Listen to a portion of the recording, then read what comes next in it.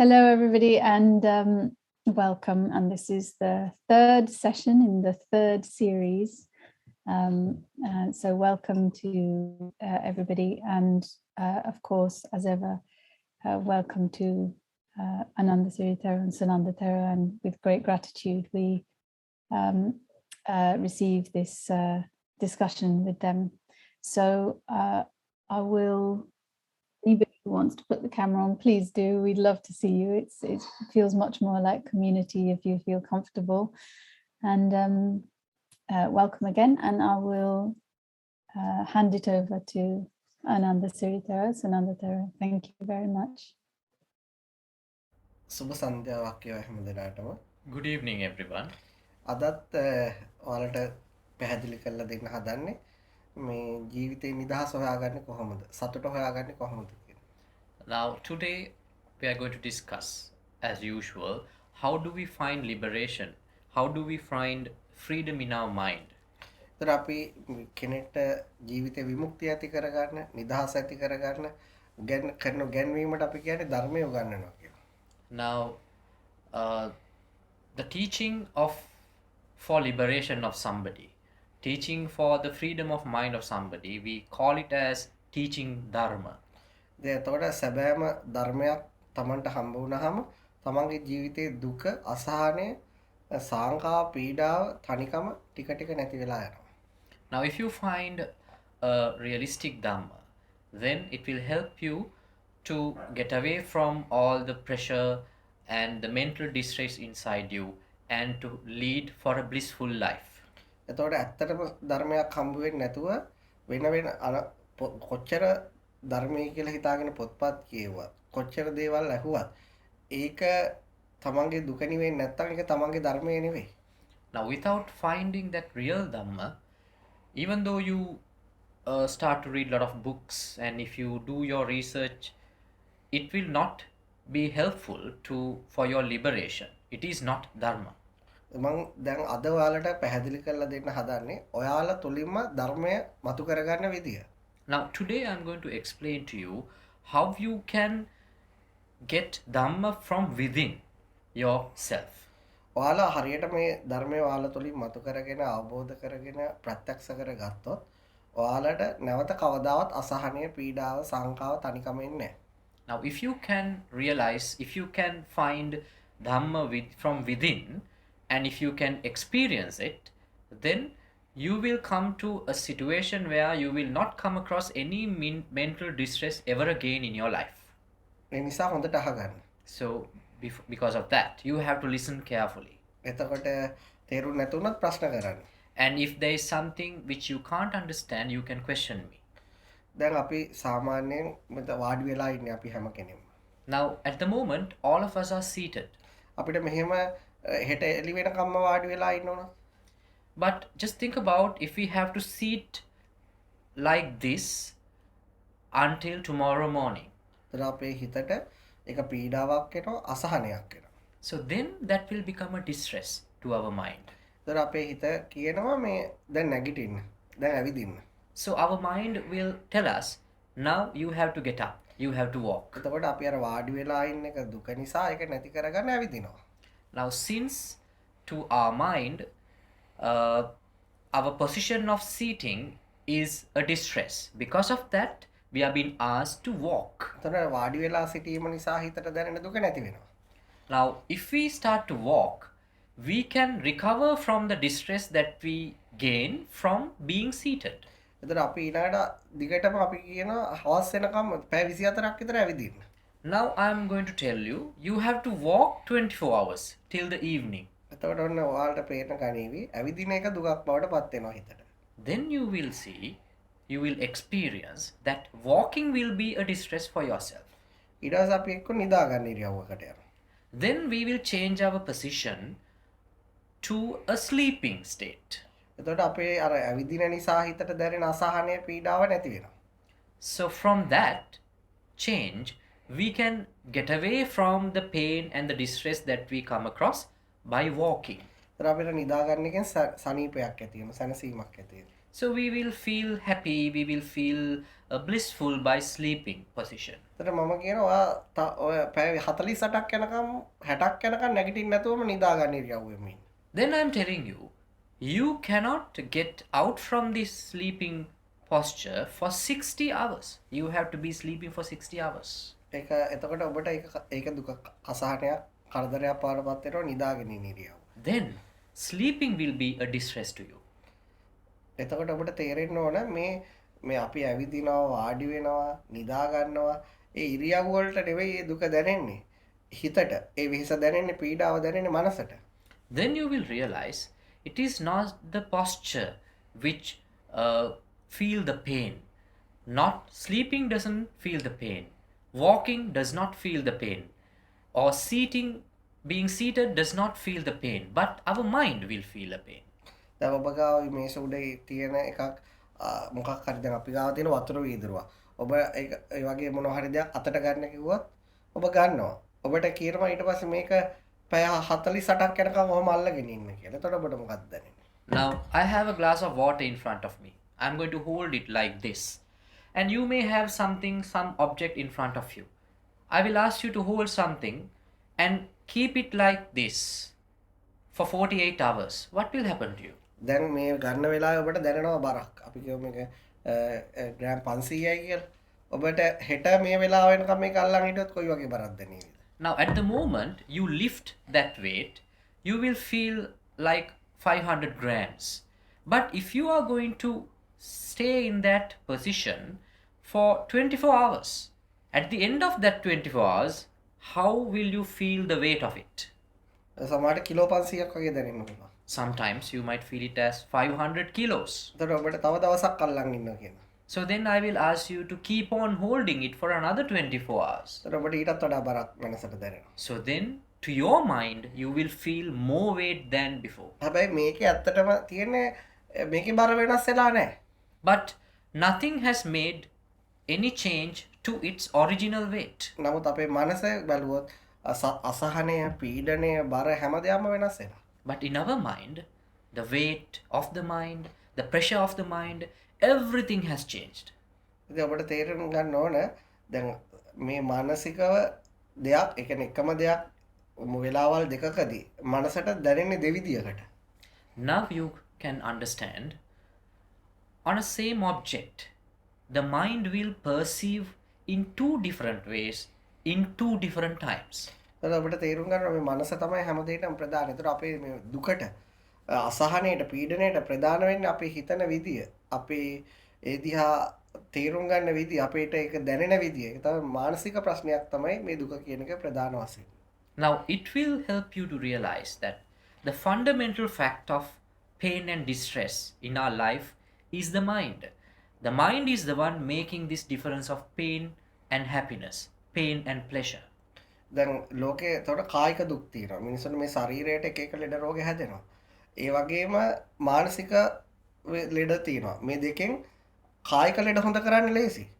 Now when we talk about suffering, pain, there are bodily pains and also there are mental pains.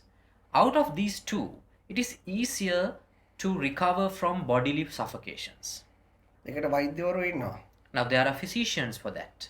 හැබැයි අපිට මානසික වේදනාවක් ආවොත් එච්චර වේගෙන් හොඳ කරගන්න බැරි වෙන්න පුළුවන්. But if we encounter a mental pain, it won't be that much easier for you to recover from that. එතකොට අපි ඔබට ධර්මයේ දේශනා කරන්නේ ශාරීරික වේදනාවක් නැති කරගන්න නෙමෙයි. මානසික වේදනාවන් අතුරුදහන් කරගන්නේ කොහොමද? Now this dhamma that we are preaching is not to recover from any bodily pain, any physical pain. It will help you to recover from mental suffocation. එතකොට ධර්මයේ කියලා කියන්නේ මේ කටපාඩම් කරලා මතක තියාගෙන පොත්වල ලියන්න ඕන එකක් නෙවෙයි. ඇත්තටම ධර්මයේ තියෙන්නේ භාවිතා කරලා මානසික අසහනය පීඩනය දුරු කරගන්න. So dhamma is not there to remember or to write on books or to read back and go on like that. Dhamma is there to practice and get away from your mental suffocation. ධර්මය කියන එක භාවිතා කරලා දුක නැති කරගත්ත කෙනෙක්ට අද ඉතින් මේ කියා දෙන්නේ ඔයාලට මේ වෙච්ච දේ සිදුවීම වගේ දෙයක් තමයි. So I'm teaching today also an incident that which took place right now. අපේ ජීවිතේටත් ඕකම තමයි වෙන්නේ. That what happens in our life. එතකොට මම පැහැදිලි කරේ ධර්මය කියන එක භාවිතා කරලා දුක නිවාගත්තේ නැති කෙනෙක්ට ඒ අහපු දේවල් එයා කියපු දේවල් ධර්මයේ වෙන්නේ නැහැ කවදාවත්.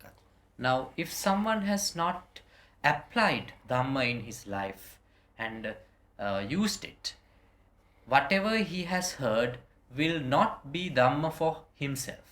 ඔබ සත්‍යම ධර්මය අහගත්තොත් ඒ ඔබට හැමතැනදීම ඒක භාවිතා වෙනවා දුක නිවෙන්න. Now if you have heard the real Dhamma, it will apply in every instance of your life to recover from suffocation. බුදුහාමුදුරුවෝ ලස්සන උපමාවක් කියලා තියෙනවා. Now Gautam Buddha has used a nice example to this. මහා ගම් වතුරක් ඇවිල්ලා සෑහෙන පිරිසක් ඒකේ ගහගෙන යනවා අනතුරටපත් වෙනවා. Now there's a huge flood and many people are suffering, many people are affected by that flood. ඔබත් ඒ ගම් වතුරේ ගහගෙන යනවා. Now let's say you're also floating on that flood. හැබැයි ඔබට හිතෙනවා අනිත් අයව බේර ගන්න. But you feel like you have to help others who are floating around you. ඔබ ගහගෙන යන ගම. But you are also being carried by the flood. ඒතර බුදුහාමුදුරුවෝ එක මෝඩ සිතවිල්ල. ඒක ඇති වැඩක් නෑ. So Gautam Buddha said, it is a useless idea. There's no use of it. ඔබ කොහොම හරි මහන්සියෙන් ගඟෙන් එගොඩට වෙන්න. You should try first to come out from the flood. ඊට පස්සේ ඒගොල්ලෝ ගොඩට ගන්න. Then you can help others and save them. ඒ නිසා තමන් ඉස්සෙල්ලම තමන්ගේ මානසික දුක නිවා ගන්න ඕන. First you have to relinquish your own mental suffocation. ඊට පස්සේ නිවාගත්ත විදිය අනිත් අයට කියලා දෙන්න. Then you can tell others how did you overcome your mental හැබැයි suffocation. මේ ලෝකේ ඔබට හිත නිවා ගන්න දේවල් ලෝකේ ගොඩක් තැන් වලින් අහන්න ලැබෙනවා. But you can hear lot of things around the world of different ways how to overcome mental suffocation. හැබැයි සමහර වෙලාවට ඒ කියා දෙන කෙනාට ඒක ප්‍රැක්ටිකල් වෙලා නැහැ. But sometimes the teacher has no practical use of what he teaches. ඒ නිසා මේක අහගෙන ඕගොල්ලෝ භාවිතා කරන්න. So when you listen to this, you have to use it in your life. දැන් ඔයාලට අපි කලින් පැහැදිලි කරා මේ මනස තමයි මේ දේවල් බර ගැන ඔයාලට උදාහරණයක් පැහැදිලි. ඊට පස්සේ ඉරියව් මාරු කරගන්න එක පැහැදිලි. මේ මානසික ප්‍රශ්නේ අපි මුලින්ම තේරුම් ගන්න ඕන. මේ මනසේ හිතන විදියත් එක්ක පවතින දෙයක්. Now I use two examples. The example with the posture which we use, walking and sleeping, different types of postures, and the example that I use with a weight. In all those two examples you will realize what is the most fundamental thing. It is the mind. The way that we think will create suffocation inside. දැන් අපි ගත්තොත් මනුස්සයෙක් ලෙඩ වෙලා ඉන්නවා. Now if we take a person who is ill, ඔහුට නැගිටින්නවත් බෑ. now he cannot get out from the bed. He's so ill. ඔහු ඒ සිදුවීම පිළිබඳව ගොඩක් දුක් වෙනවා නම් ඔහු එකක් කායික ලෙඩවීමේ අපහසුතාවය එකයි. ඔහුගේ මානස ගොඩාක් යටටම කඩාගෙන වැටෙනවා. Now if he thinks over and over again about his sickness, obviously there is a physical component of his suffocation, which is a physical pain. But mentally he is suffering more than the physical pain that he incur. ඇයි එතකොට අර පුද්ගලයාට එයා ශාරීරික වේදනාවට අමතරව මානසික වේදනාවක් විඳින්නේ. Now why does he suffer mentally over and above his physical pain? දැන් ඔබට එහෙම වුණා කියලා හිතන්න. ඔබට නැගිට ගන්නවත් බෑ. අනිත් අයගේ උදව් ඕන වෙනවා. ඔබට ශාරීරික වේදනාවක් තියෙනවා. ඒ වුණාට ඔබට අර නැගිට ගන්න බැරි නිසා ඔබ ගොඩක් මානසිකව විඳවනවා. ඔබ කල්පනා කරලා බලන්න ඇයි මම මානසිකව විඳවන්නේ? මට ඇඟට ආබාධයක් විතරයි නේ තියෙන්නේ. Now let's say you are the person who is sick right now and you have a physical pain, but you are bedridden, totally bedridden, you are a vegetable. Since you cannot move, you are suffering from inside. Now think from yourself, ask from yourself, why are you suffering from your mind because of the fact that you are bedridden? ඔබ හරියටම බැලුවොත් තේරෙවි ඔබ හිතනවා එහෙම ලෙඩ වෙන්න අවශ්‍ය නැහැ කියලා. Now if you clearly analyze your mind, you will realize that you have a thinking that you should not be sick like this. අන්න ඒ හිතන දේ ඔබ හිතන දේට සිදු වෙන්නේ නැතුව ඒක අනිත් පැත්ත සිද්ධ වෙච්ච නිසා තමයි ඔබ මානසිකව විඳවන්නේ. But whatever has happened in your real life is the total opposite of your thought, your expectation. That is why you are suffering. ඒතොර මේ මානසික ප්‍රශ්නේ තියෙන්නේ ඔබ යථාර්ථය පිළිගන්නේ නැති තාක්කල්. මේ මානසික ප්‍රශ්නේ තියෙන්නේ ඔබ හිතන විදියත් එක්ක. So that mental suffocation will last in your mind as long as you do not accept the reality which you have faced, and that suffocation is there with the thinking pattern inside you. එනම තව උදාහරණයක් කියන්න.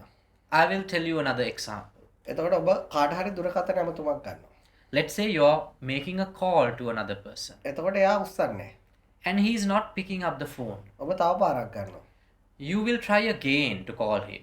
එතකොට බලන්න ඔබට අසහනය පීඩාව එනවනම් එතකොට ඇයි එහෙම එන්නේ? Now, if you feel any distress in your mind because of the fact that he is not picking up the phone when you call him, why do you get that mental suffocation? ඔබ හිතාගෙන ඉන්නවා ඔබ මෙහෙන් call කරනකොට හුහෙන් අමතුමා answer කරන්න ඕන කියලා. Because you have an expectation in your mind that he has to pick up the phone whenever you are calling him. ඒතර ඔබ මේ ධර්මය අහගත්තාම ඔබේ ජීවිතේ හැම ක්‍රියාකාරකමක් එක්කම ඔබ අසහනයට එනකොට ඔබ ගවේෂණය කරන්න ඕන. So when you hear this Dhamma, when you hear this message, when there is a mental suffocation inside you, you have to analyze it. එතකොට තමයි ඔබට තේරෙන්නේ ඔබේ අඩුපාඩුව මොකද්ද? ඇයි ඔබේ හිතන විදියත් එක්ක මේ අසහනය තියෙන්නේ කියන එක.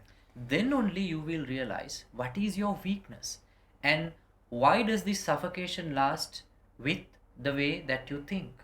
දැන් ගොඩක් එංගලන්තේ යුරෝපයේ ඕස්ට්‍රේලියාවේ ජීවත් වෙච්ච කෙනෙක් ලංකාවේ ඇවිල්ලා පාරේ ඇවිදිනකොට මම දැකලා තියෙනවා ගොඩාක් අසහනයටපත් වෙනවා. Now I have experienced that people who come from Europe, from England, maybe from Australia, when they come to Sri Lanka and when they walk in Sri Lankan roads, when they drive in Sri Lankan roads, they get totally depressed. දැන් මේ ගිය සති දෙකකට කලින් මගේ යාළුවෙක් එංගලන්තේ ඉඳලා ආවා. ඔහු ගොඩක් ඩ්‍රයිවිං කරන එක අතහැරලාම දැම්මා. Now recently one of my friend came down from England and he has been trying to drive in Sri Lankan roads. Now he has given up driving here. ඔකව ගොඩක් ප්‍රෙෂර් වෙනවා කියලා. He said he is too pressured. ඒයි. What is the reason for that? ඔබ හිතනවා හැම රියදුරෙන්ම විනයානුකූලව ගමන් කළ යුතුයි කියලා. Because you're thinking that every driver should be disciplined. හැබැයි එහෙම නැති දේවල් ඔබ දකිනකොට ඔබේ ඔළුව අවුල් වෙනවා. But when you come across a driver, a total opposite of that, your mind will be at a distress. දැන් ඔබ වෙනද නම් අර ඩ්‍රයිවර්ස්ලට බයිනවා. වෙනද නම් මේ පාරේ යන අයට බයිනවා. දැන් මම කියන්නේ ඔබ දිහා බලන්න. Now, usually, what is your general practice is that you will scold at the driver. That is your usual practice. Now I am telling you, you have to look towards you, analyze yourself. ඒතර ඔබට තේරෙයි ඔබේ බලාපොරොත්තුවක් ඉෂ්ට වීම නැතිවීම තමයි මේ අසහනයට හේතුව. Then you will understand the reason for your suffocation at the moment is an expectation which has not been fulfilled. ඔබ මේ ධර්මය අහගත්තට පස්සේ When you listen to this message, ඔබගේ ජීවිතේට හැම සිද්ධියක් තුලින්ම ඔබව දකින්න පුළුවන්. you can see yourself with each and every incident that you face in your day-to-day life. ඔබ කොහේ අපි කියමු මොනවා හරි රාජකාරියක් කරගන්න යම් ආයතනයකට යනවා කියලා. Now let's say you're going to some office to get some work done. ඒතර ඔබ කරගන්න ගිය වැඩේ ඒ වෙලාවෙම කරලා දෙනවනම් ඔබට සතුටක් දැනෙනවා. Now if you get your work done then and there, you will be happy, isn't it? ඒ වැඩේම කරගන්න තව කෙනෙක් ඇවිල්ලා යාට ඒකේ උනේ නැති වුනහම ඔහු දුක් විඳිනවා ඔබ දැකලා ඇති.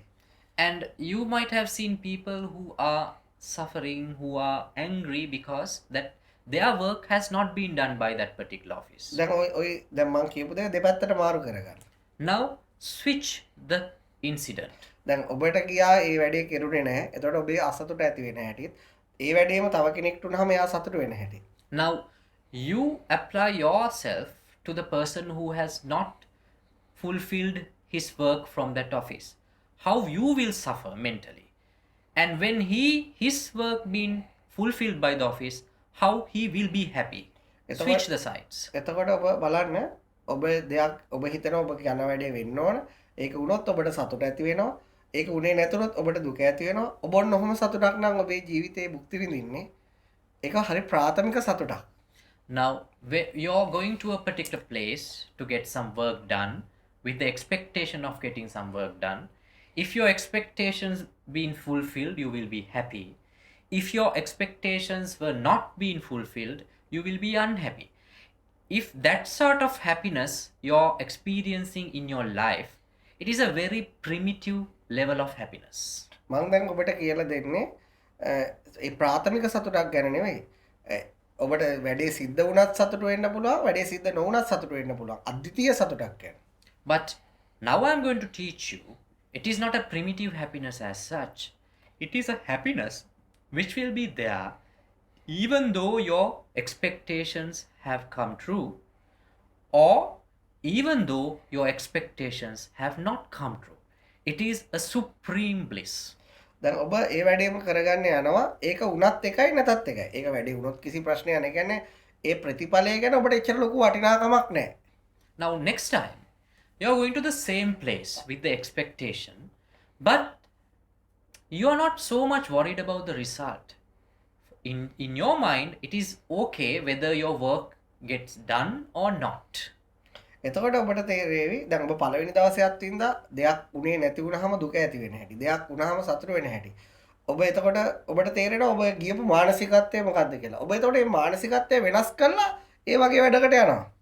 Now on the first day, you went there with a different mentality, with an expectation, and you experienced how you were happy when your expectations were fulfilled, and you experienced how you might be unhappy when your expectations were not fulfilled. But next time you're shifting your mentality, you're changing your mentality and going to the same place with that new mentality. එතකොට ඔබට එදා ඒ වැඩේ සිද්ධ වෙන්නේ නැහැ. So on that day, your work will not be done. ඔබට දැනේවි අර වෙනද තරම් අසහනයක් ඇතුලේ නැති බව. But then you will experience you are not suffering as much as before. ඒතර ඔබ තේරුම් ගන්න දේ තමයි ඔබ තුලින් මේ මගේ මම මේ හිතන විදිය අවුලක් නිසා තමයි මේ අසහනය ඇති වෙන්නේ. So then you will understand from yourself you have been suffering so far because of the way that you were thinking before. ඔන්න ඔය පුංචි තියරිය ඔබට මුළු ජීවිතේටම ගලප ගන්න පුළුවන් නම් ඔබේ දුක අසහනය පීඩාව ගොඩාක් අතුරුදහන් වෙනවා. Now if you can apply this simple theory in every instance of your life, it will help you to overcome most of your suffocation in your day-to-day life. ඔන්න මම ඔබට තැන් කීපයක් කියන්නම් ඇප්ලයි කරගන්න පුළුවන්. I will tell you particular few instances where you can apply this theory. දැන් ඔබේ මහත්තයා එක්ක ඔබ කතා කරන්න යනවා. එතකොට ඔහු කතා කරන්නේ නැහැ නිහඬ වෙනවා. එතකොට ඔබට අසහනය පීඩාව වෙනවනම් ඔබ හැමතිස්සෙම විතර මහත්තයා මේ සම්බන්ධතාවය ගෙනියන විදිය වැරදි කියලා. මම දැන් ඔබට කියන්නේ ඔබ දිහා බලන්න. ඇයි ඔහු කතා නොකිරීම නිසා ඔබට දුක ඇති වෙන්නේ? Now I will tell you one such instance. Now when you're expecting to have a dialogue with your husband, but he is refusing, maybe he is busy with something and he is neglecting you, then you will be unhappy. And you will think he is not caring much now. Your relationship is falling apart. But now, after listening to this, I'm asking you to look at yourself. Then you will realize if you had an expectation that your husband should respond when you are talking to him, because of that expectation that you're suffering right now. නැත්තම් තව අවස්ථාවක් ගත්තොත් ඔබ කාට හරි උදව්වක් කරන්න යනවා. හැබැයි ඒ ඔබ යන්නේ ඔහුට උදව්වක් කරනවා. ඔහු ඔබ ප්‍රතික්ෂේප කරනවා. එතකොට ඔබේ මනසට අසහනය පීඩාවක් ඇති වෙනවා. එතකොට ඔබ කල්පනා කරන්න ඇයි ඔහු කරන දේ එක්ක මගේ මනස අසහනයටපත් වෙන්නේ කියලා. Okay, there will be another instance like this. You're trying to help somebody, but he is refusing your help. Then you will get upset. Then you can think towards you and analyze yourself and see what is the reason for this. Because you went there to help somebody with the expectation that he should receive, he should acknowledge my help. But he did not. That is why I am suffering. එතකොට ඔබ ඕන තැනක ඔක භාවිතා කරන්න පුළුවන්. දරුවන් සමග ඔබ කඩේකට යනකොට ඒ කඩේ ඔබ හිතන දේ නැති වුණොත් හෝ තිබුණොත් ඊළඟට ස්පිරිතාලයකට යනකොට ලෝකේ විවිධ රටකට යනකොට ඇඳුමක් ගන්න යනකොට හැම තැනකටම ඔක භාවිතා වෙනවා. හැබැයි ඔබ එතකොට ඔබේ මනසත් එක්ක හිටියොත් විතරයි ඔබ දුක් වෙන සතුට වෙන හැටි ඔබ දැක ගන්න පුළුවන් වෙන්නේ. ඔබ බාහිරත් එක්ක වැඩිපුර හිටියොත් ඔබට ඕක දකින්න වෙන්නේ. And you can apply this theory in many such occasions in your life with many people in your life which you meet, your children, your siblings, maybe when you go out to buy something next time, when you go out to buy some do shopping next time, when you go to a hospital next time. You can apply this theory with every incident that take place in your life, but it will help you to overcome your suffocation only if you're mindful. That means if you live with your mind. But if you are your perception, if your things are always focused towards outside, you won't get any help out of it. දැන් අපි මේ ලෝකේ අපි ගොඩක් පුරුදු වෙලා ඉන්නේ අනිත් අයගේ තොරතුරු එකතු කරගන්න. Now we are very much used in our life to collect information of others.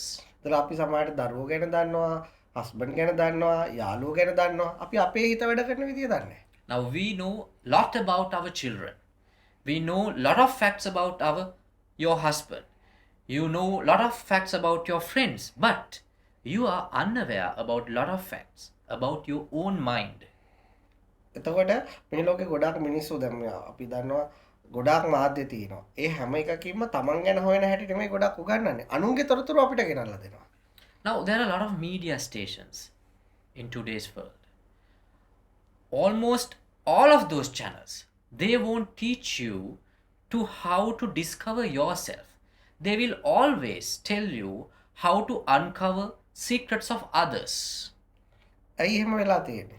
What is the reason for that? අපිට පුංචි කාලේ ඉඳලා උගන්වන්නේ සමාජයේ තොරතුරු හොයාගන්නේ දැනුම ලබා ගන්න.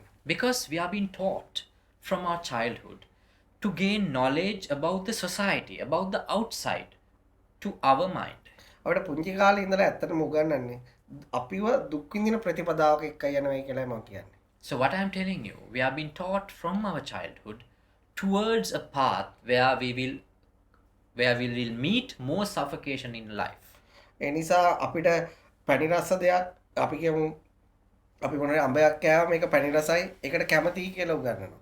කරවිල කෑවම මේක තිත්තයි ඒක ප්‍රතික්ෂේප කරන්න හැටි අපි දකිනවා.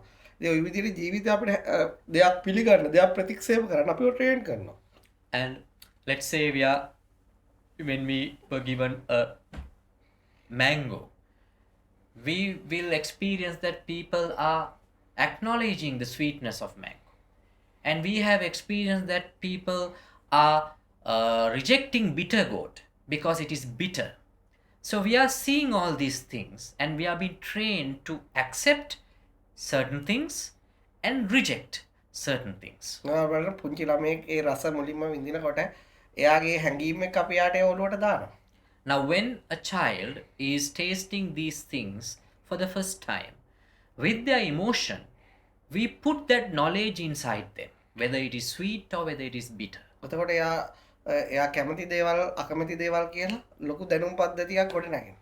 Then he will develop a larger, a greater database inside as likes and dislikes. එයාගේ ඊට පස්සේ ජීවිතේ ගලාගෙන යනකොට අසහනය පීඩාව කඳුල తాවකාලික සතුට විතරයි යාට තියෙන්නේ. So when a person with that sort of education, when his life goes on, he will experience suffocation a lot and a minute level of happiness then and there. ප්‍රාථමික සතුටකුත් ඒ හා සමාන දුකකුත් විඳින හැටි අපිට කියලා දෙනවා. We have been taught to experience a primitive happiness and a greater level of same sort of unhappiness. දැන් ඕගොල්ලෝගේ දරුවට උගන්වන්නේ ඕගොල්ලෝ ඉගෙන ගත්ත දේවල්. And you're teaching your child the same thing that you have learned. දැන් ඔයාලට අද ওই වෙන දේම තමයි යාලටත් එන්නේ. So whatever you're experiencing right now, your child will also experience. හැබැයි ඒගොල්ලෝ වෙනස් දෙයක් අහගත්තේ නැත්තම් ඒ දුකනි වෙන විදිය අහගත්තේ නැත්තම් කවුරු හරි යා තේරුම් ගත්තේ නැත්තම් අනිවාර්යයෙන් ඔබගේ මානසික ප්‍රශ්න ටික ඔහුටත් ඒ විදියට මේ කාල පහු කරනකොට එනවා. Unless they hear the message of liberation, unless they find the path to liberation, they will experience the same mental suffocation, same mental distress that you're facing right now. නමුත් ඔබට අද මම මේ උගන්වන එක තමා තුලින් දුක සතුට ඇති වෙන හැටි. ඒ ඔස්සේ චින්තනය වෙනස් කරන හැටි. ඔවුන්ට ඉගැන්වුවොත් ඔබ ඉගෙන ගත්තොත් ඔබටම තේරෙයි ඔබේ දුක අසහනය නැති වෙන හැටි. But if you can teach them what you're learning right now, what you're experiencing from your life, how the suffocation, the mental suffocation comes with the expectation which happens inside you, and how you can get away from that mental suffocation by changing the way that you think. If you can teach that to them, they will also find the bliss that we are talking about. බුදුහාමුදුරුවෝ ජීවමාන කාලේ එක්තරා ධනවත් සිටුවරයෙක් මේ ධර්මයේ වටිනාකම දැනගෙන හිටියා. Now, when in Gautam Buddha's time, when he was alive, there was a rich merchant. He understood, he realized Gautam Buddha's message. ඔහු දැනගත්තා දරුවන්ට මොනව දුන්නත් වැඩක් නැහැ. ධර්මය ඉගන්වුවේ නැති වුණා. He realized that it doesn't matter how much of wealth I transfer to my children if they are unaware of Dharma. හැබැයි තරුණ ළමයි කැමති නැහැ ධර්මය ඉගෙන ගන්න. But young people, they do not like to find these spiritual messages. ඔහුට ඕන ජීවිතේ විඳින්න, ජීවිතේ විනෝද වෙන්න. What they want is to enjoy life, pleasure. එතකොට තාත්තා දැනගෙන හිටිය කොච්චර යාට විනෝද වෙන්න පරිසරය හදලා තිබ්වත් මේ ධර්මය දැනගත්තේ නැත්තම් දරුවා අසරණ වෙනවා. So this rich father understood that even though his child has the capacity to enjoy his life and the environment to enjoy his life, if he does not know this message of liberation, one day he will suffer from it. එතකොට ඔහු උපක්‍රමයක් හදුවා දරුවන්ට ධර්මය උගන්වන්න. So he used a little trick to teach Dharma to his kids. ඔහු කිව්වා මම ඔයාට සල්ලි දෙනවා මෙන්න මේ ප්‍රමාණයක් අද ගිහිල්ලා බුදුහාමුදුරුවන්ගෙන් බණ අහලෙන්න. So he said to his son, I'm going to pay you this much amount. You have to go and listen Dhamma of Gautam Buddha. You have to listen to Gautam Buddha for some time, his sermon, and come. Then I will pay you for that. ඊට පස්සේ ඌටත් සල්ලි ඕන. සමහරට තාත්තා ඉල්ලන පළියට දෙන කෙනෙක් නෙවෙයි වෙන්නේ නැති. ඔහුට සල්ලි ලබා ගැනීමට තිබිච්ච ආසාව නිසා බුදුහාමුදුරුවෝ කියන ඒවා අහගන්න ගියා. එයාට ඒක තේරුම් ගන්න කිසිම උවමනාවක් තිබුණේ නැහැ. So he also needed money to enjoy his life. So he did not have any ambition to listen to Gautam Buddha's sermons, but because of money, he went there to the temple to listen to Gautam Buddha. ඊට පස්සේ මොකද උනේ? ඔහු ගිහිල්ලා ඒක අහගෙන ඉඳලා ආව තාත්තා සල්ලි දුන්නා. So he went every day to the temple to listen to the sermon. Once he comes back, he was paid by father. ඉතින් ඔහොම දැන් කාලයක් ගත වුණා. So time went on like this. පුතා ඒවා කිසිම දෙයක් ඔළුවේ තියාගෙන යහන්නේ. එයා ගිහිල්ලා ඔය බුදුහාමුදුරුවෝ බණ කියන පැත්තකින් වාඩි වෙලා ඉඳලා ඉවර වුණාම එනවා. ඇවිල්ලා තාත්තගෙන් සල්ලි ඉල්ල ගන්න. So this young man, he is not mindful about what is Gautam Buddha is talking. He just sit there some corner and he just wait until the sermon finishes and he comes back and receive money from his father.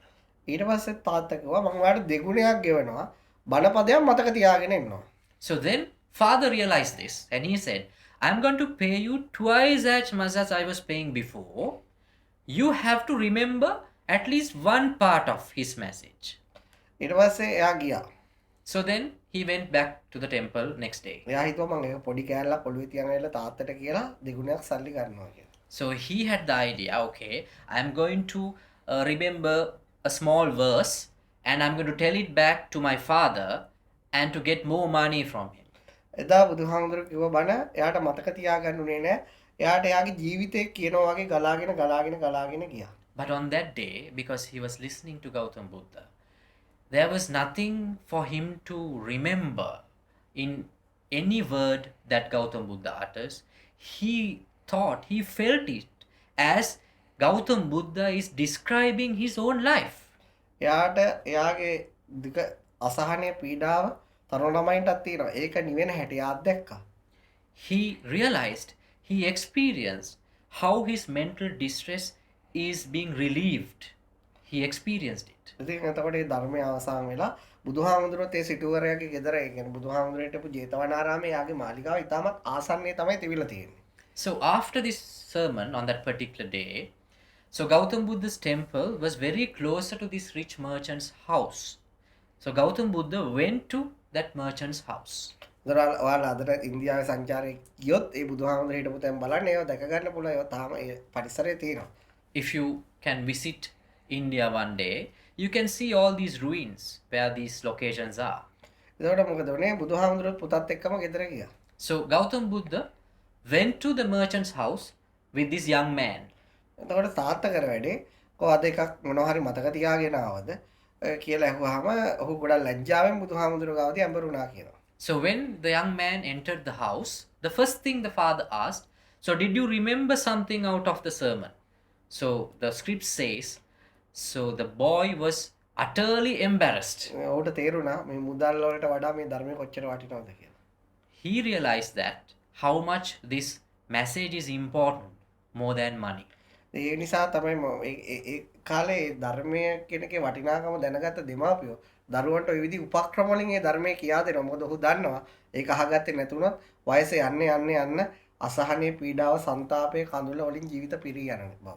So even in those days, the parents who realized the importance of this spiritual message, they use tricks for their children to make them realize about the reality of life, because they knew if they are unaware of this dharma, one day they are going to suffer in their life mentally. මේ දුක නැති වෙන විදියට හිතන කෑල්ල වල හිතනවා පුංචි කාලේ ඉගෙනගෙන භාවිතා කරා නම් අද කොච්චර ඔබගේ ඔය අසහනේ පීඩනාව නැති වෙලා තියෙනවද කියලා.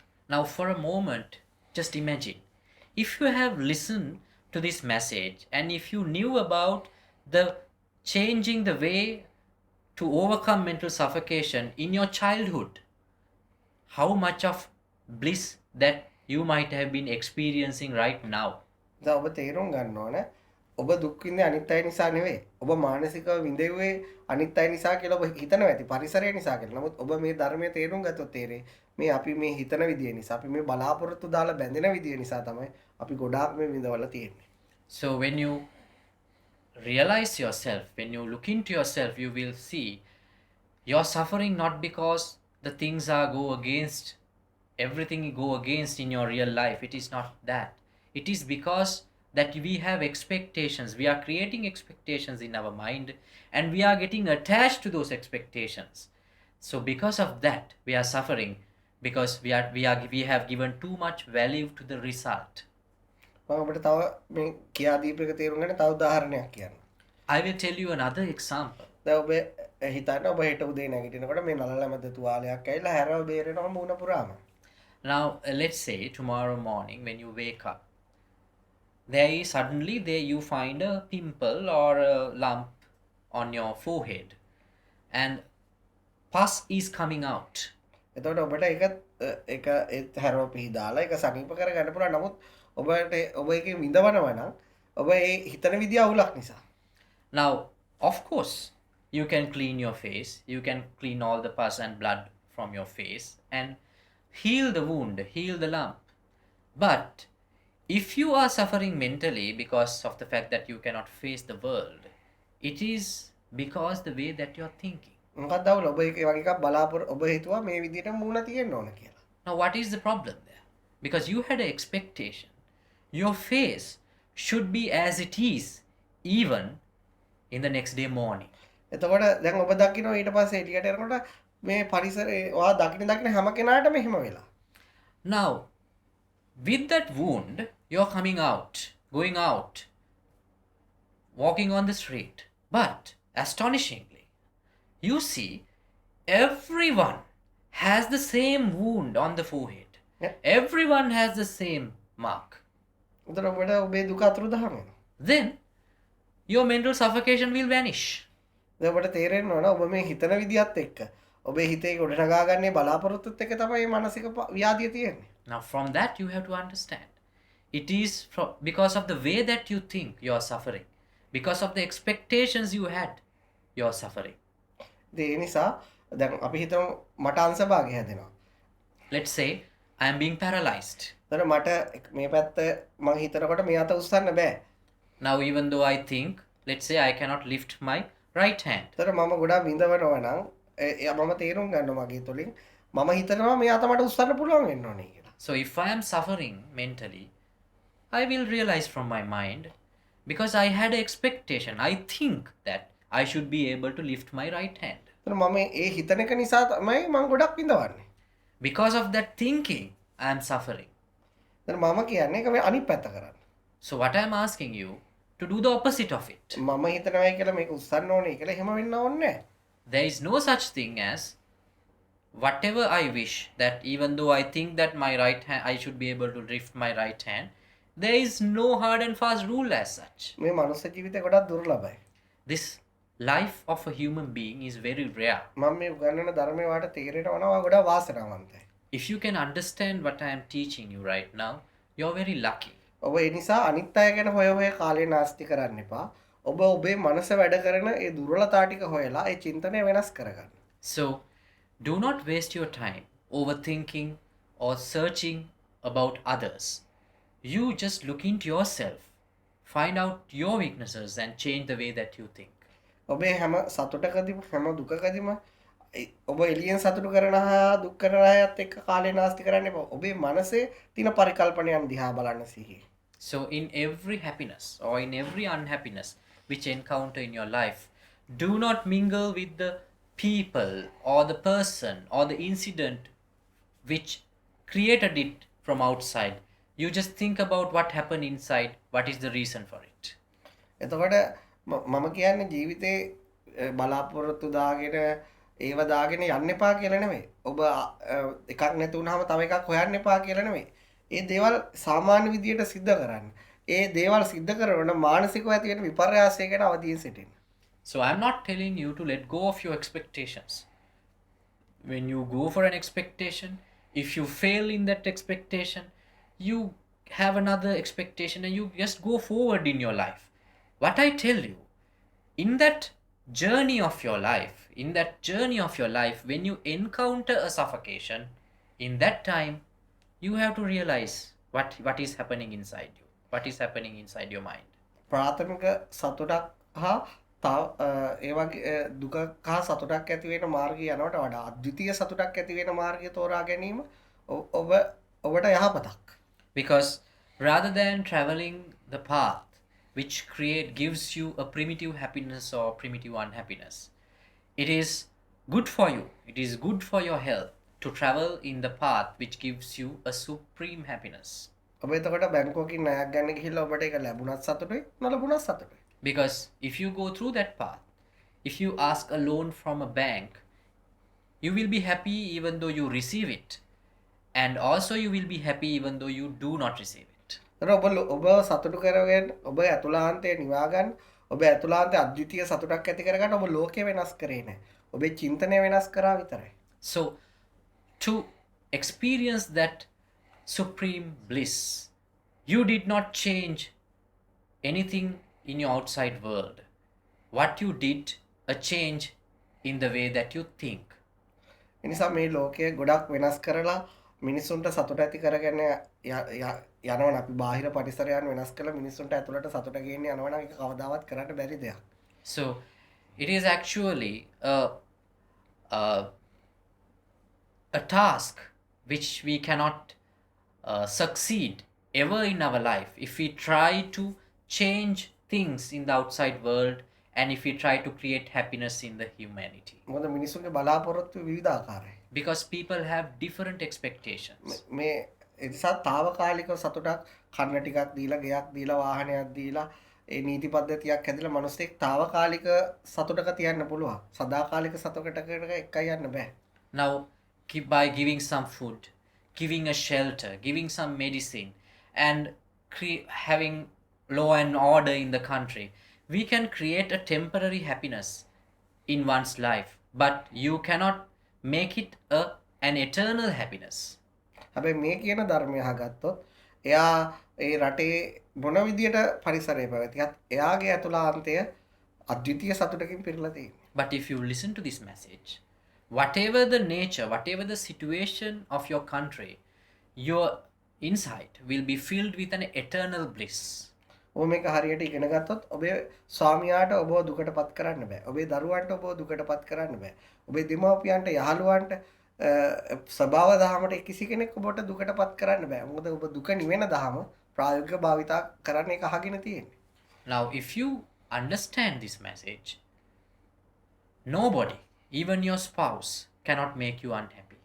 Your children cannot make you unhappy. Your neighbors cannot make you unhappy because you have listened and you are applying something, a message which help you to overcome mental suffocation and experience an eternal bliss. බුදුහාමුදුරුවෝ කියන්නේත් වෛද්‍යවරයෙක්. Now, Gautam Buddha too is a doctor. එයාත් ඖෂධයක් හැදුවා. He said that I made a medicine. ඒ ගොඩාක් මානසික ව්‍යාධීන් ඉන්න අයට ඒක එයා දෙනවා. And he gave that medicine to people who are suffering mentally. ඒක පානය කරන්න. He asked them to drink it. එතකොට ඔබ මේ මානසික ව්‍යාධිය අතුරුදහන් වෙලා යනවා. Then he said, then you will overcome from your mental suffocation. හැබැයි ඒක ඒ බෙහෙත පානය කරන්නේ නැති තාක්කල් ඒක කොච්චර වටිනවයි කියලා හිතුවා. ඒක පැත්තකින් තියලා තිබුණත් ඒක භාවිතා කරන්නේ නැත්නම් ඒක පාවිච්චි කරන්නේ නැත්නම් ඔහුට කවදාවත් ඔහුගේ අසරණකම දුක සංతాපය තනිකම අතුරුදහන් වෙන්නේ නැහැ. Unless you consume that medicine, even though you value it so much, if you worship it keeping somewhere, there is no use. You have to consume it. If you consume it, then only it will help you to overcome your suffocation inside. එතකොට ඔබ දුක් විඳින සමාජයක දුක් විඳින්න නැතුව ඉන්න විදිය තමයි මේක. Now, this is the way where you can be a person who is not suffering in a world which is full of suffocation. ගිනි ගන්න ලෝකයක ගිනි ගන්න නැතුව ඉන්න විදිය. This is the way where you can stay without burning in a world where everywhere is burning. ප්‍රශ්න වලින් පැටලෙලා ඒවා විසඳ ගන්න උත්තර හොයලා ඔළුව පඹ ගාලක් වෙච්ච අවුල් වෙච්ච ලෝකයක ඔබ අවුල් වෙන්නේ නැතුව ඉන්න විදිය තමයි ඕක. This is the way where you can have a mental clarity where the entire world is entangled in problems and suffering for searching for answers. බුදුහාමුදුරුවෝ ජීවමාන කාලේ ওই ධර්මයේ භාවිතා කරපු උපාසිකාවක් හිටිය යාට කිව්වා බන්දුල මල්ලිකා කියලා. Now, there is one lady who lived in Gautam Buddha's time who were listening to Gautam Buddha's message. Her name was Bandula Mallika. ඇයට දරුවෝ 16ක් විතර හිටියා. She had 16 children. ඒක ආදරංග පුදුමයට කාරණයක්. You might be amazed to have such numbers. හැබැයි අපේ මේ අම්මගේ අක්ක කෙනෙක්ටත් දරුවෝ 14ක් ඉන්නවා. But one of my mother's elder sister, had 14 children. ඒක නිසා එයාට 16ක් ඉඳලා තියෙනවා. Now, this particular woman had 16. එයා ධනවත් පවුලක කාන්තාවක්.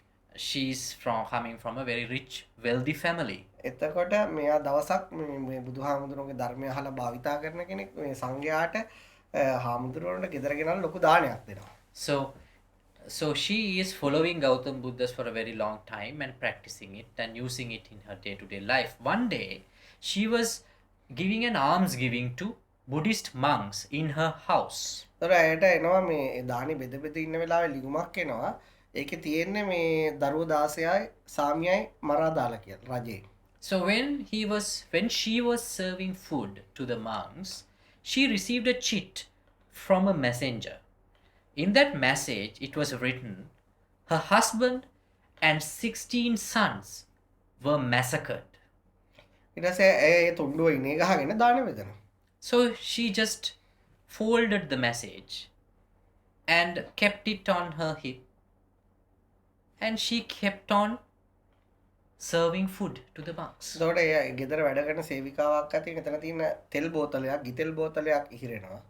So at that time, by mistake, a servant drops an oil bottle. So oil spills all over the floor. ඒතර කියනවා ඒ ටික අස් කරලා දාන්න කියලා ඒ දාන්නේ බෙදා යනවා. And then she asked the servant, clean that, and she kept on serving food to the monks. එතකොට ඒ ගාව හිටපු තව සේවිකාවක් අහනවා අයියෝ ඔබ අරයට අවවාද කරන්නේ නැත්තේ මේ තෙල් බෝතලේ හිරෙව්වට. So then another servant asked the landlady, why didn't you say anything about that servant's mistake? ඊට පස්සේ ඇය චිට් එක දෙනවා බලන්න කියලා. So then she took the the message back, and gave it to that servant and said, "You read this." දරුවෝ 16 සාමියේ මරලා එයට ප්‍රශ්නයක් නැහැ. It says, "My husband and 16 sons were murdered. It was not a problem to me." එතකොට ඒ කියන්නේ ඔබ තේරුම් ගන්න මේ ධර්මයේ කොච්චර බලගතුද කියලා. Now just think, just imagine how powerful this message is. ඔබ මේක හරියට භාවිතා කරොත් ඔබ එච්චර ගොඩ ලොකු ප්‍රශ්නයක් තීදිත් ඔබ හොඳම සිහියෙන් ජීවත් වෙන්නේ. If you use this correctly, even though you encounter such enormous problems, you will have such a mental clarity inside you. එනිසා මේ උගන්වන ධර්මයේ හොඳින් තේරුම් අරන් හොඳින් භාවිතා කරන්න. So learn this message and use it wisely. It will help you. එතකොට ටික ඒ වගේ ස්වභාවයකට ඔබපත් වෙනවා. So gradually you will come to a status of mind as of that lady. ඒක බොරුවක් නෙවෙයි. It is not a lie. තව ඒ බුදුහාමුදුර මේ මෑත කාලේදී ওই ධර්මයේ භාවිතා කරන දෙන්නෙක්ට මම අර කිව්වේ පුතා එංගලන්තයට ගිහිල්ලා නැති වුණා. එතකොට එයා බැඳලා හිටපු කෙනා දෙමාපියන්ට කතා කරලා ඔයා කියන්නේ ඔහෙදි මම ඒ අවසන් කටයුතු කරන්න අයිත් නැවත ගේන්න ඕනේ නැහැ. එතකොට ඒ තාත්තා කියලා තියෙනවා මම මේ වෙලාවේ තමයි මම අහගත්ත ධර්මය මට හොඳටම භාවිතා කරන්න කියන තැන. I will tell you an incident which I experienced. I mean, there was one particular gentleman. His son was living in London, married and living in London. So this particular gentleman was listening to this message for a very long time, and he was practicing it. One day he received a call, and his daughter-in-law called him and said his son died. So this particular gentleman said, "Okay, there is no need to worry. There is no need to bring the body to Sri Lanka. You do all the rituals there and let the thing finish." And then he called me and said, "If the message was not there within me, I would have suffered more. But I am experiencing something which has made me stronger to receive such problems." ඒ ධර්මය අතීතයටත් වර්තමානයටත් අනාගතයටත් කවුරු හරි භාවිතා කරනවා නම් ප්‍රතිඵල එකයි. So if somebody who lived in the past, or who is living in the present, or who will be there in the future, if anyone use this message, the result will be the same. ඒ නිසා අපි මේ දේශනාව අවසන් කරන්න තව එහෙම සිදුවීමකින් බුදුහාමුදුරුවෝ ජීවමාන කාලේ එක්තරා රාජකුමාරියක් හිටිය සාමා කියලා. එයා යාළුවෝ 500යි තව යත් එක්ක ඉන්න හතර ගිනි තියලා මැරුවා වටේම. ඒ වෙලාවේ ඒගොල්ලෝ යාළගේ හිත දිහා බලාගත්ත. හිත වැටෙන්න දුන්නේ නැහැ. ගින්නට පිච්චිලා ගියා. බුදුහාමුදුරුවෝ බලන්න කොච්චර ශ්‍රේෂ්ඨයිද. කාටවත් ඒගොල්ලෝ වෛර කරේ නැහැ. ඒගොල්ලෝ ඒ වෙලාවෙත් ඒගොල්ලෝගේ හිත දිහා බලාගෙන ඒ ධර්මය දියුණු කරගෙන හිත නිවාගත්තා කියලා. So I will finish this sermon with one such story which is written on Buddhist scripts, which happened in Gautam Buddha's time. There was a princess called Sama. She was a follower of Gautam Buddha, and she was practicing spiritual path under the guidance of Gautam Buddha. Herself and 500 of her colleagues were burnt alive by some people with ill will. But even though at the last moment of hers, she was able to spread loving kindness. She was so mindful and had such a clarity in her mind, because she did not develop any anger towards any of her enemies. So Gautam Buddha actually praised the way she faced her last breath. ඉතින් ඒ නිසා ඔබත් මේ අපි දැන් ගොඩක් දේවල් උගන්වලා තියෙනවා හිත ගැන.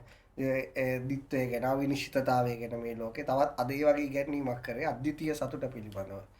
So we have discussed many topics under this message. We have talked about principle of uncertainty. We have talked about duality.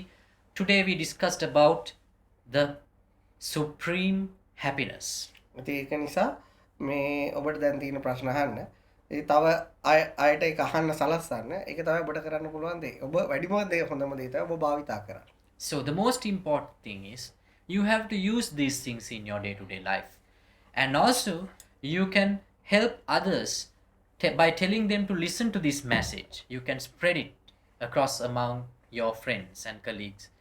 And then we will open this forum for your questions. And I think Ajanta can go forward with that. Yes, so if you have a question, just please raise your hand. And while we're waiting, I will ask a question as well. Can you can you help me to understand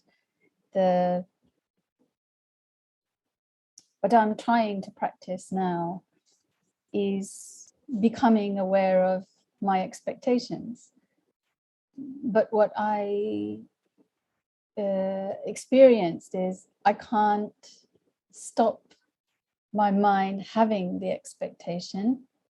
So I notice the expectation, and sometimes slowly the charge or the energy around the expectation is reducing.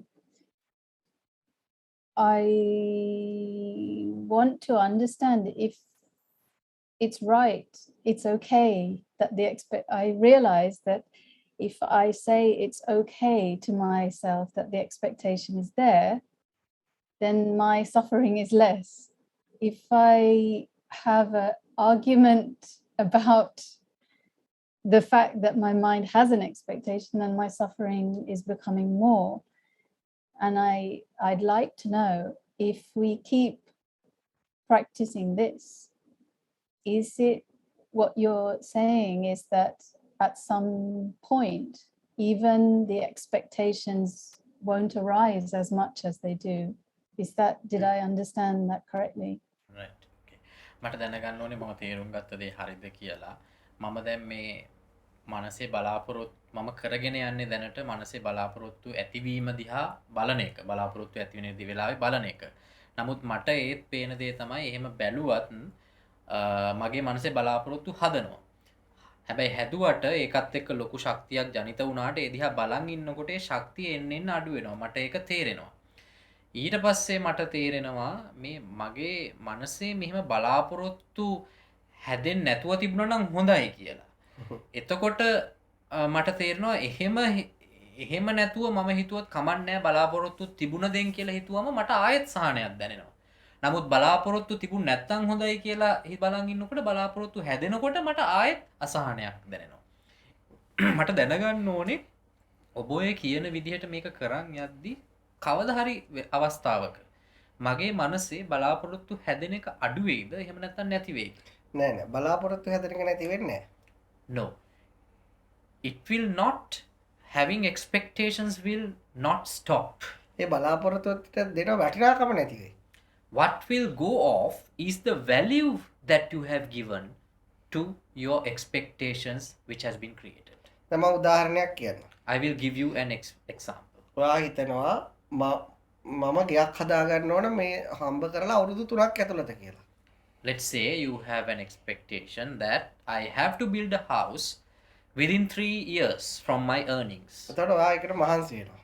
So you're working hard for that. නමුත් ඒක කරගන්න වෙන්නේ නැහැ. But unfortunately you won't be able to fulfill it. එතකොට ඔබ සාමාන්‍ය මේක අහලා නැතුව සාමාන්‍ය ජීවිතයක් ගත කරත් ඔබ ඒකෙන් ගොඩක් පශ්චාත්තාප වෙන්න පුළුවන්.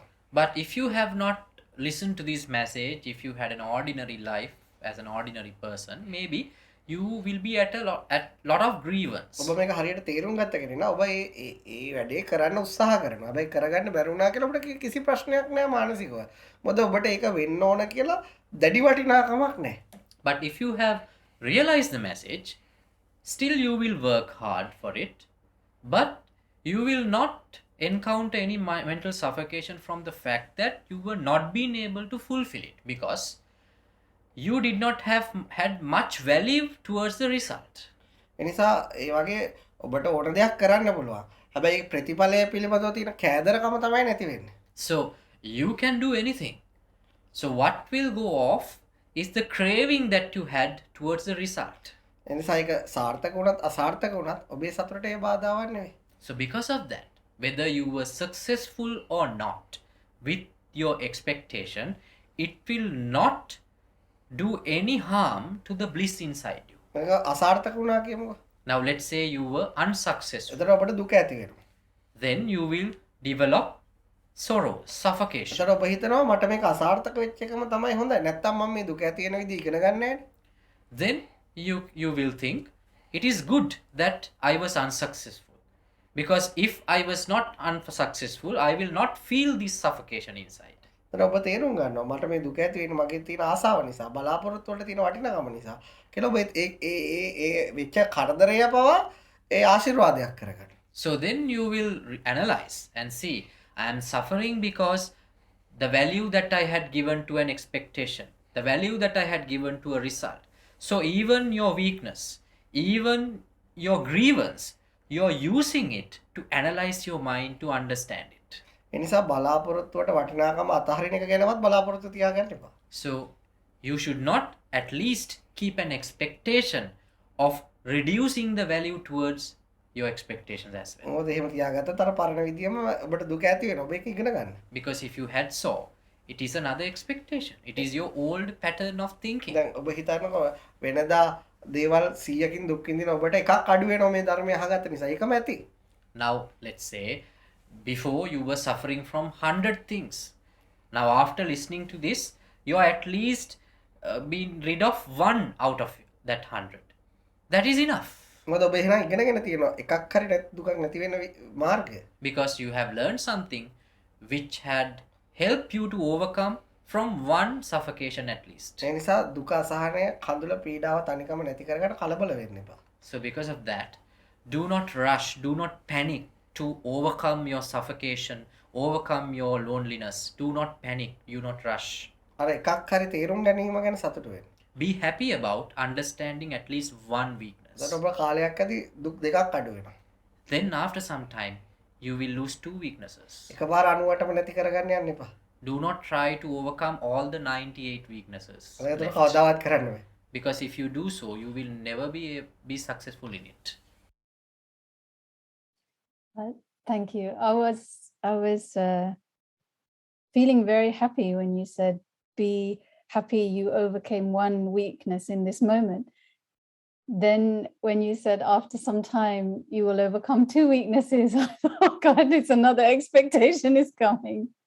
මට ඇත්තටම සතුටක් දැනෙනවා ඔබ මම ආඩුම ගාන එකකින් හරි ගැලවිලා කියලා. ඊට පස්සේ ඔබ කිව්වා ටික කාලයකට පස්සේ ඔබට දෙකක් නැති වෙයි කියලා. එතකොට මේ මට හිතුණා කියලා මම තව බලාපොරොත්තුවක් දාගත්තා. ඒක තමයි හිතේ හැටි.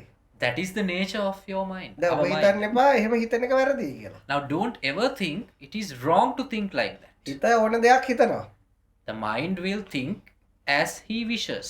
ඒක අර වාගේ දෙමව්පියෝ වාගේ රට වාගේ ගුරුවරු උගෙන ගත්ත විදියටම එයා හිතනවා.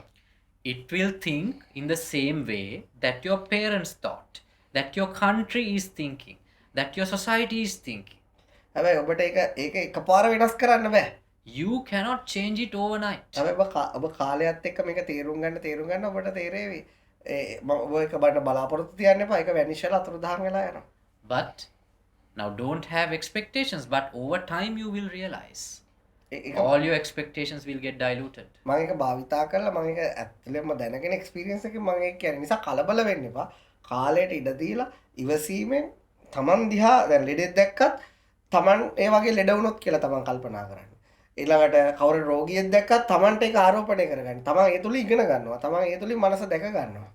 So because I am telling this from my own experience, by using this message for very long time, by experiencing the bliss inside, I am telling this. That is why now when you in your life, when you in next time if you meet a person who is sick, just apply that to your life and see what will happen to me if I am sick. Just think the sick person as you. Analyze it.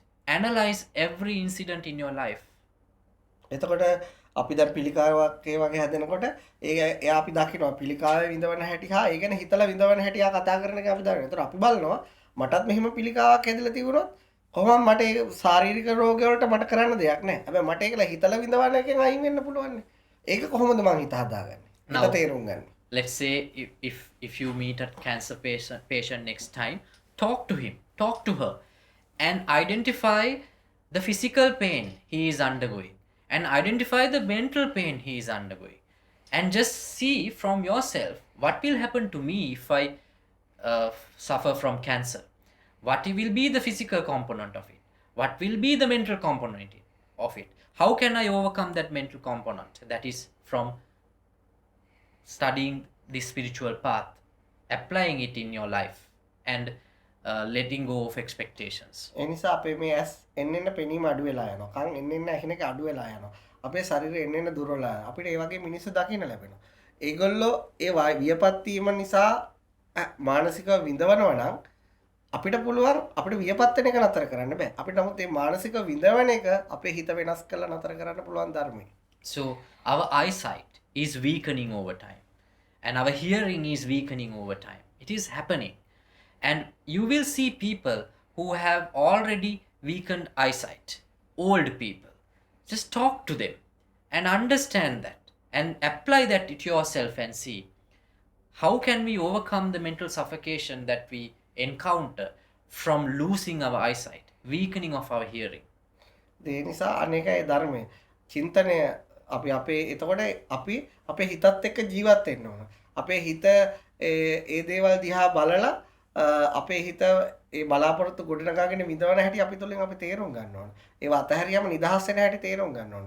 එහෙම තමන් තුලම වාසය කරන්න පටන් ගන්නකොට තමයි මේ ධර්මයේ භාවිතා වෙන්න පටන් ගන්නේ. So we have to live with our mind all the time, and we have to understand the way that we suffer when there is an expectation, when there is a strong expectation, and how we can let go of that suffocation by letting go of the expectation. If you can live with your mind, that is the way, that means that you are using Dhamma. That is how you use it. අර බුදුහාමුදුරුවෝ ගාව ඉඳලා තියෙනවා සාරියුත් හාමුදුරුවෝ කියලා කෙනෙක්. එයා නිතරම කියනවලු මට අනිත් අයගේ හිත බලන්න ඥානය මට අවශ්‍ය නැහැ. මට මගේ හිත බලා ගන්න ඥානය තිබුණා මට ප්‍රමාණවත්. Now there was one very closest disciple of Gautam Buddha named Sariyut. There is one famous saying of him. He said one day, I don't need any superpower to read anyone else's mind. It is enough for me if I am capable of reading my own mind. I am satisfied. Thank you so much. Thank you. Jamie. Hi, thank you so much for today. I don't know that mine's so much of a question, but I just feel overwhelmed and just feel the need to say thank you so much. I'm so full of gratitude for your presence and your time and your energy. I know I've been really worried about what the government's going to do and how that's going to affect whether we're able to pay staff, and it's been a lot of stress, but yeah, I recognise that I can't control factors outside of ourselves, but I can control how I feel, and I just got a greater sense of peace, and yeah, I just want to say thank you. මට ඇත්තටම ගැටලුවක් නෙමෙයි තියෙන්නේ, මට ඔබට ස්තුති කරන්න අවශ්‍යයි. ඔබලාගේ ශක්තිය සහ ඔබලාගේ කාලය මේ වගේ දෙයකට වෙන් කිරීම ගැන ඒක ගොඩාක් උදව් වුණා.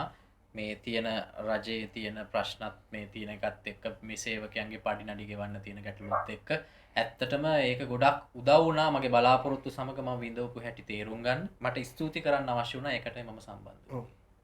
ඔබ තුලින් භාවිතා කරන්න. එතකොට ටික ටික ඒකට කතුල ඒ පීඩනය නැති වෙලා එයාලට ඔබගේ යුතුයකම කරන්න පුළුවන්.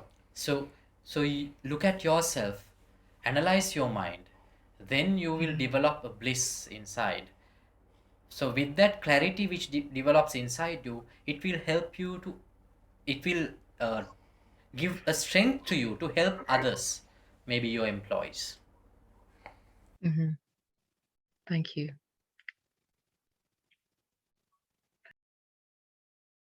I think that's all the questions. එහෙනම් අදට අපි වැඩසටහන ඉවර කරමු.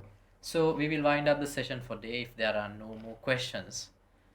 නබ හැම දිනාටම සුබ ජීවිතයක් මේ ධර්මය තේරුම් ගන්න භාවිතා කරන ශක්තිය ධෛර්යය ලැබෙන්න කියලා ආශිර්වාද කරනවා. අපි ඉතින් නැවත හමු වෙමු. So I wish that you will gain strength to apply this message in your day-to-day life, and ultimately it will help you to overcome your mental suffocation. So we will meet again on another session like this to discuss more about the nature of our mind. Thank you Thank so you. much for Thank you very much. Thank your time. You're welcome.